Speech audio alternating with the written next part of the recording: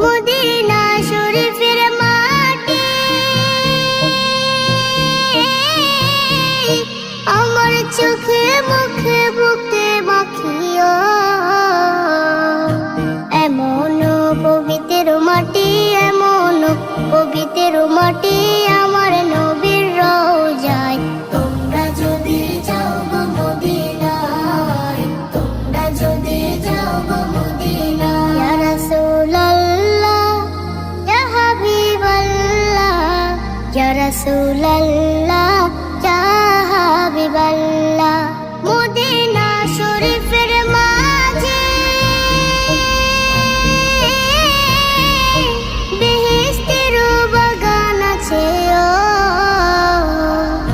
সেই বাগানে শুয়ে আছেন, সেই বাগানে শুয়ে আছেন প্যারা নবী মুস্তাফায়।